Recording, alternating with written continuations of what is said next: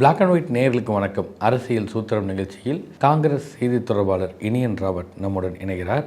வணக்கம் சார். வணக்கம் sir. Sir, இந்த கேஸ் சிலிண்டர் தட்டுப்பாடு போர் காரணமாக தட்டுப்பாடு இருக்குதுன்னாங்க, விலை ஏற்றம் இருந்துருக்குது. தட்டுப்பாடு இருக்கும்போதே விலை ஏற்றினது பெருசாக மக்கள்கிட்ட எதிரொலிக்கல முன்னாடி, ஏன்னா கிடைச்சா போதுன்ற ரேஞ்சில் இருந்தாங்க. இன்றைக்கு வணிக ரீதியாக பயன்படுத்தக்கூடிய கேஸ் சிலிண்டருக்கு 1000 ரூபாயை ஒரே தடவையாக ஏற்றிருக்கிறாங்க. ஏற்கனவே கடையை நடத்த முடியாமல் மூடிட்டு இருக்கிறாங்க. வேலை இழப்பு ஒரு பக்கம் நடந்துட்டு இருக்குது. உணவகம் மட்டுமல்ல, சிலிண்டர் தொழிலை நம்பி இயங்கக்கூடிய பல்வேறு தொழில்கள் இருக்குது. நகை தொழில் இருக்கட்டும், கிளாஸ் ஒர்க்கு இருக்கட்டும், எல்லாத்துக்குமே கேஸ் தேவையாக இருக்குது. இப்போ உணவகம் குறிப்பாக எடுத்துக்கிட்டோன்னா கேஸ் சிலிண்டர் விலை ஏறுது, தட்டுப்பாடு ஒரு பக்கம் இருக்கும்போது ஏற்கனவே எல்லா விலைவாசியுமே சாதாரண கடைகளில் டீ, வடை, போண்டா, பஜ்ஜிலாம் கூடமே 5 ரூபாயிலேருந்து 10 ரூபாய் வரைக்கும் ஏற்றிட்டாங்க. இப்போ இந்த 1000 ரூபாய் ஏற்றினாக்க அவங்க மீண்டும் ஏற்றக்கூடிய ஒரு சூழல்கள் தான் இருப்பாங்க. இப்போ மக்கள் எப்படி இதை ஃபேஸ் பண்ணுவாங்க, எப்படி தொழில் நடத்த முடியும்? சார், முதல்ல இந்த கேஸ் தட்டுப்பாடு அல்லது கேஸ் விலை உயர்வு அல்லது இந்த பெட்ரோல் விலை உயர்வு இது எல்லாத்துக்குமே ஈரானில் போர் நடக்குது, அதனால் இதெல்லாம் ஏறுது அப்படின்னு யாராவது சொன்னாங்கன்னா நிச்சயமாக அதை நான் ஏற்றுக்க மாட்டேன். ஏன்னா அது மட்டுமே காரணம் அல்ல.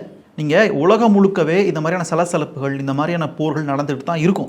அதை ஒன்றிய அரசு எப்படி ஸ்மார்ட்டாக டீல் பண்ணியிருக்கணுன்றதான் இங்கே கேள்விங்க.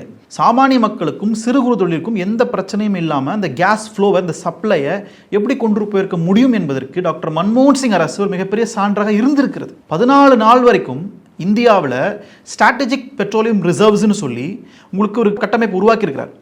மங்களூரில் இருக்குது. அதில் 14 நாளுக்கு இந்தியாவில் எந்த விதமான தடையும் இல்லாமல் அதில் பெட்ரோலையும் அதில் கேஸையும் சேமித்து வைத்திருக்க முடியும். அதை யார் உருவாக்குனது? டாக்டர் மன்மோகன் சிங். அது இன்றைக்கு உதவி இருக்கிறது. நான் என்ன கேட்குறேன், மோடி 10 வருஷமாக பிரைம் மினிஸ்டராக இருக்கிறார், +1 2 வருஷம்.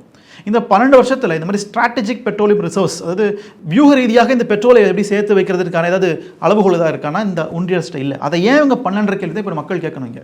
இது போகிற போக்கில் ஈரான் அமெரிக்கா போருங்க, அதனால் ஏறிடுச்சிங்கன்னு சொல்லி எஸ்கேப் வரக்கூடாதுன்னு தான் நான் நினைக்கிறேன். நான் அப்போ இந்த ஒன்றிய அரசு கிட்ட எந்த விதமான லாங் டேர்ம் விஷன், எதிர்காலத்திற்கான எந்த விதமான திட்டமும் இல்லை. இங்கே இருக்கிற சிறு குறு தொழில் நாசமாக போனாலும் கவலை இல்லை, இங்கே இருக்கிற வேலை வாய்ப்புகள், வேலை இழப்புகள் நடந்தாலும் கவலை இல்லை, எதை பற்றி உங்களுக்கு கவலை இல்லை.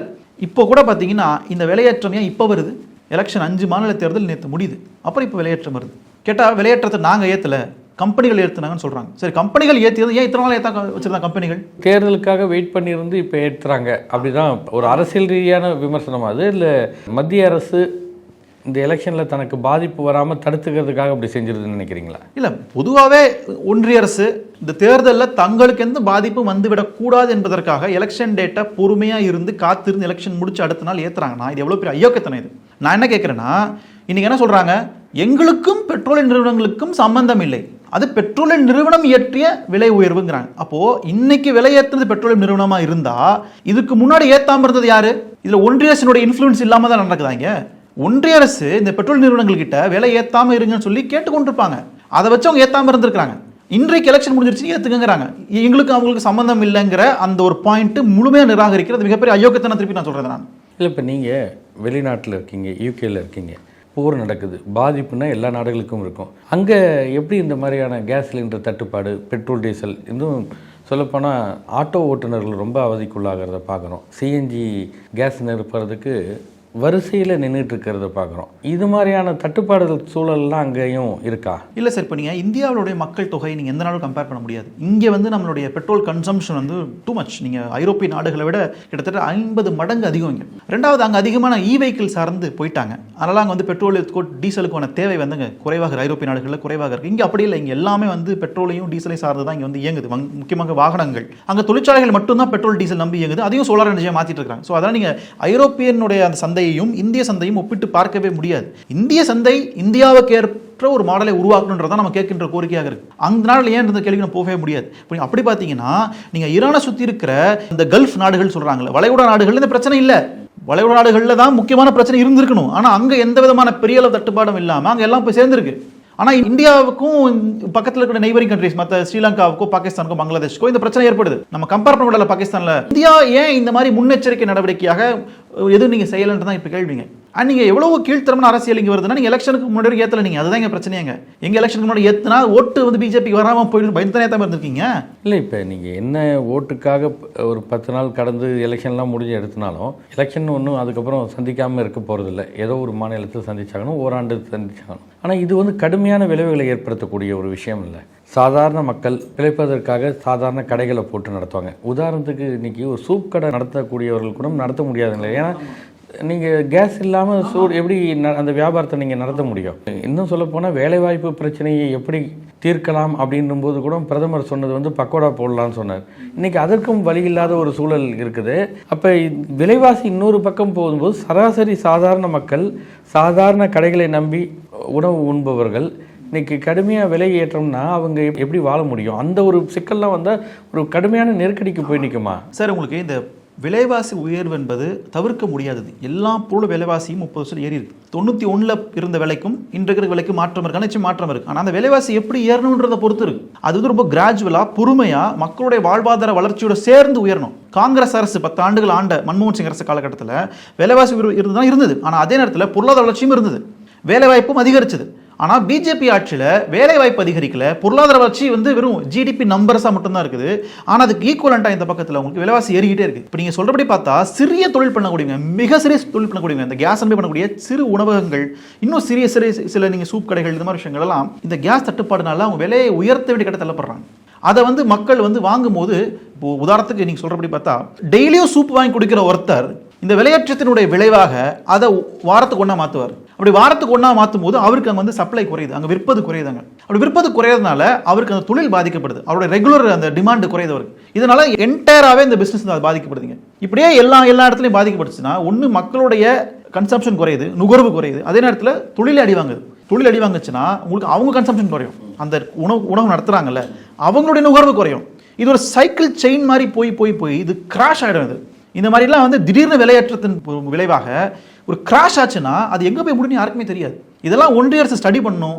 அதை வச்சு தான் அவங்க வந்து திட்டங்களை வகுக்கணும்னு தான் நாங்கள் கேட்குறோம். எங்கள் எதிர்க்கட்சிகள் பார்லிமெண்ட்லையோ வெளியிலையோ பேசுவதற்கான ஸ்பேஸே இல்லை. அவங்க நினைக்கிறதா சட்டம்னு அவங்க பேசிகிட்டு இருக்கிறாங்க. அதனால் வந்து இதை எங்கே போய் முடியும் யாருக்கும் தெரியல. இல்லை, இப்போ இந்த காங்கிரஸ் இதை எப்படி எடுத்துக்கொண்டு போகும்? அதாவது இப்போ ராகுல் காந்தி இந்த விலையேற்றம் வந்து 1000 ரூபாய் ஏற்றிருக்கிறது தேர்தல் பில் அப்படின்றார்.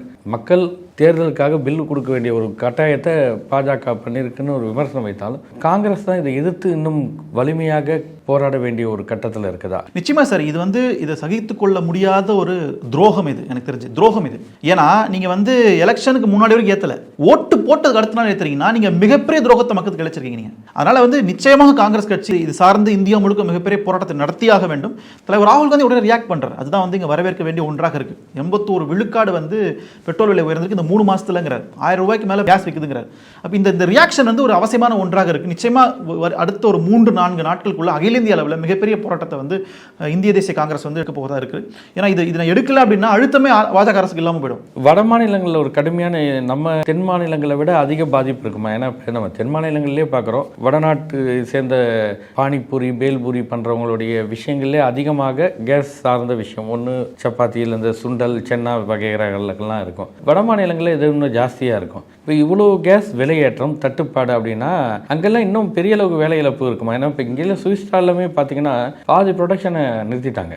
ஏன்னா அந்த கேஸுக்கு தேவை. இப்போ பால் சம்மந்தமான மில்க் ஸ்வீட்லாம் நிறுத்தியாச்சு. ஏன்னா அதுக்கு இன்னும் கேஸ் அதிகம் தேவைப்படணும். இப்போ வேலைக்கும் ஆட்களை வந்து குறைக்கிறது, வேலை இல்லாத போது அவர்களுக்கு எப்படி சம்பளம்? பெரிய அளவுக்கு வேலை இழப்பு இருக்குது. உணவகங்களில் வேலை செய்யக்கூடிய ஆட்களுடைய எண்ணிக்கை பெருமளவு இழப்பு. அப்போ வட மாநிலங்களில் பெரும்பான்மையாக நம்ம பார்க்கக்கூடியதுன்னு பார்த்தா அவங்களுடைய தொழிலே இதுவாக தான் இருக்குது. அப்போ அவங்களுக்குலாம் என்ன மாதிரி பிரச்சனை இருக்கும்? இப்போ இந்த உத்தரப்பிரதேசம் இந்த மாதிரி தேர்தலாம் வந்து என்ன மாதிரி நெருக்கடிகளை சந்திக்க வேண்டியிருக்கும்? இல்லை, அதுதான் சார் நான் பேசும்போதே என்னோட ஆரம்பிச்ச என்ன விஷயம்னா, வட மாநிலங்கள் கூடிய இந்த சிறுதொழில் பண்ணவங்களுக்கு என்ன இந்த பாஜகக்காரங்க சொல்லியிருக்காங்கன்னா, இது வந்து ஈரான் அமெரிக்கா போர்னால ஏற்பட்ட ஒரு பிரச்சனை, இது நமக்கு அதுக்கு சம்மந்தம் இல்லை, போர் முடிஞ்சாலும் சரியாக போயிடும், நீங்கள் மோடி ஓட்டு போடுங்க மறக்காமல், அவர் தான் இந்து மதத்தை பாதுகாப்பார் அப்படி சொல்லி வச்சுருக்காங்க. அவங்களும் நம்பிக்கிட்டு, ஏன்னா அவங்களுக்கு வந்து நம்ம அளவுக்கு ஒரு பொருளாதார அறிவுலாம் கிடையாது. இதை வந்து இப்படி செஞ்சுருக்கலாம், இப்படி தடுத்துருக்கலான்ற மாதிரியான முற்போக்கான சிந்தனைகள்லாம் அங்கே கிடையாது. அதனால் பாஜக பாதுகாக்கணும்னா இப்படி உருட்ட வேண்டியது, அவன் நம்ப வேண்டியது. என்னென்னா எவ்வளோ நாளைக்கு ஓட்டுவீங்க நீங்கள்? இன்னும் எத்தனை நாளைக்கு மக்கள் இப்படி ஏமாற்றிட்டே இருப்பீங்க? அப்போ ஒரு நாள் வெளியில் வரும். முக்கியமாக இந்த விஷயம் வந்து தேர்தலுக்கு பிறகு இவ்வளோ ரூபாய் மேலே ஏற்றுறது என்பது நிச்சயம் மக்களுக்கு வந்து ஒரு விழிப்புணர்வு ஏற்படுத்திடுவோம். ஏன்னா இது அவன் பாக்கெட்டில் கை வைக்கிறீங்க. 4 பேர் சேவன் இடத்துல விலைவாசி ஏறிச்சுன்னா அந்த கடை முதலாளி ஒருத்தர் வீட்டுக்கு அமைச்சிருவார். அவனும் வீட்டுக்கு போய் வேலை இல்லாமல் இருப்பான்ல, அவனுக்கு வருமானம் என்ன சார்? இது ரொம்ப பெரிய பிரச்சனை சார். இது வந்து எனக்கு எப்படி சொல்றதுன்னு தெரியல.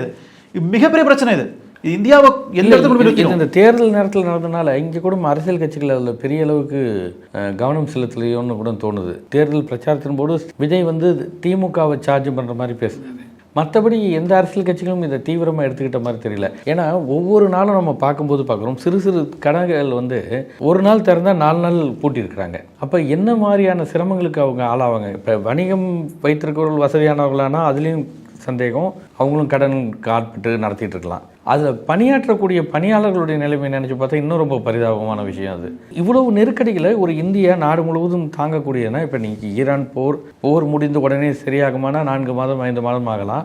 அதற்கு பின்னர் வேறு ஏதாவது ஒரு நாடுகள் போர் வரும். அப்போ இது நீங்கள் சொல்கிற மாதிரி இதுக்கு ஆல்டர்னேட்டிவ் என்ன? வேறு சின்ன சின்ன விஷயங்களை சார்ட் அவுட் பண்ணுற மூலமாக இதை இன்னும் கொஞ்சம் அந்த கன்செப்ஷனை நம்ம குறைச்சி இல்லை பாதிப்புகளை ஏற்படுத்த மாதிரி தடுத்துக்கிறதுக்கான உத்திகளுக்கு என்ன செய்யணும்? இல்லை சார், ரொம்ப சிம்பிள். இன்றைக்கு ஒன்றிய அரசு நினைச்சா ஒன்று இந்த விலைவாசி உயர்றதை தடுத்திருக்க முடியும். சரி, முடியல, எலெக்ஷன் அப்புறம் கொண்டு வந்துட்டீங்க. இப்போ அடுத்து என்ன பண்ணலாம் அப்படின்னா, ஒன்று மானியங்கள் மூலமாக இந்த விலைவாசி மக்களிடம் நேரடியாக ஒரு பெரிய வழியை கொடுக்காம தடுக்க முடியும், தொழில்களை காப்பாற்ற முடியும். ஆனால் மானியம் கொடுப்பதே தவறுன்னு நினைக்கக்கூடிய கொள்கை தான் பாஜகவின் கொள்கை. சப்சிடிஸ் அவங்க எதிர்க்கக்கூடியவங்க அதை ஏற்றுக்க மாட்டாங்க. ஆனால் மானியத்தின் மூலமாக இதை வந்து ஓரளவுக்கு இல்லை, பெரிய அளவுக்கு இந்த விலைவாசி உயர்வுடைய வழியை வந்து மக்கள்கிட்ட கொண்டு போகாமல் சேர்த்துக்க முடியும். அதுக்கான நிதியும் ஒன்றிய அரசு இருக்கு, இதை பண்ணியிருக்க முடியும். இதை தாண்டி வந்து வேற என்ன அதிகபட்சம் அவங்க பண்ணியிருக்க முடியும்னா, ஏற்கனவே நான் சொன்ன மாதிரியான இந்த ரிசர்வ்ஸ் கட்டுவதன் மூலமாக லாங் டேர்மில் பெரிய இம்பாக்ட் வந்து ஏற்படுத்தாமல் பார்த்துக்க முடியும். இதுதான் இப்போதைக்கு இருக்கிற சொல்யூஷன். மற்றபடி நீங்க வந்து இதை நீங்க விட்டுட்டீங்கன்னா, இங்க வந்து சாமானிய மக்கள் பல பேர் மாத ஊதியம் வாங்கக்கூடியவங்களுக்கு இது மிகப்பெரிய தலைவலியா இருக்கும். பட்ஜெட் ஃபேமிலி ரன் பண்ணக்கூடிய எல்லாருக்குமே இந்த பட்ஜெட் கூட தான் நான் கேஸ் வாங்கணும்னு நினைக்கிறவங்களுக்கு இந்த விலைவாசி உயர்வு பெரிய தலையிடியா வந்து விழுந்திருக்கும். அப்போ இதுக்கு பதில வந்து ஒன்றிய அரசு சொல்லி ஆகணும். அதில் தலைவர் ராகுல் காந்தி கேட்கிறாரு, நாங்க நாடு முழுக்க போராட்டத்தை வந்து எடுத்துட்டு போக நாங்க ரெடியா இருக்கோன்றதான் பதிவா இருக்கு. நன்றி. நன்றி சார், தேங்க்யூ.